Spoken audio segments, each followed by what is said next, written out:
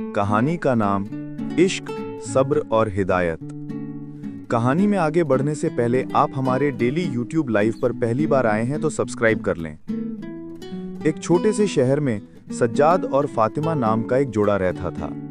दोनों की शादी को 3 साल हुए थे। शादी के शुरू के दिन बहुत खूबसूरत गुजरे, हंसी, मोहब्बत और अपनापन से भरे हुए।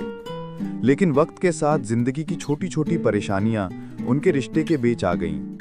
सज्जाद मेहनती था, पर कभी कभी काम के बोझ में इतना थक जाता कि घर आकर फातिमा से ठीक से बात भी नहीं करता।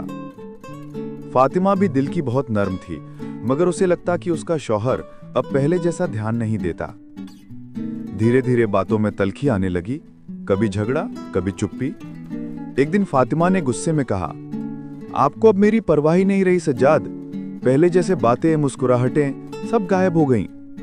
सज्जाद चुपचाप सुनता रहा, फिर बोला, फातिमा, मैं कोशिश करता हूं कि घर के लिए मेहनत करूं, लेकिन शायद तरीका गलत है।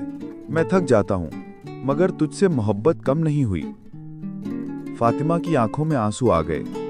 उसने भी कहा, मैं भी नाराज नहीं थी, बस चाहती थी कि आप मुझे पहले जैसी अहमियत दें। उस रात दोनों ने नमाज अदा की और सज्जाद ने बहुत देर तक सिजदे में अल्लाह से दुआ मांगी, या अल्लाह, हमारे घर में बरकत और मोहब्बत बना दे, हमें शैतान के वसवसों से बचा ले।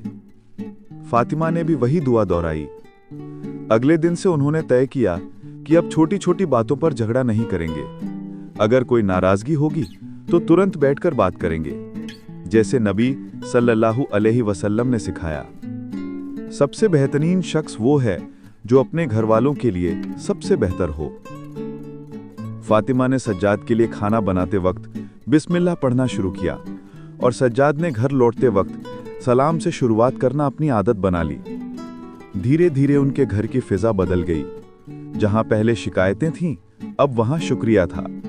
जहां गुस्सा था, वहां मोहब्बत आ गई।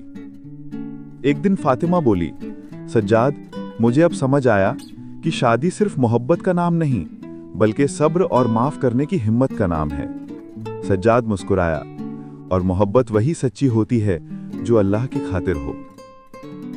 इस कहानी की हिदायत, शादीशुदा जिंदगी में सब्र, माफी और शुक्रिया बहुत जरूरी हैं। छोटी छोटी गलतियों को पकड़ने की बजाय एक दूसरे की अच्छाइयों को याद रखें, और सबसे अहम, अपने रिश्ते में अल्लाह को शामिल रखो, फिर बरकत अपने आप आती है।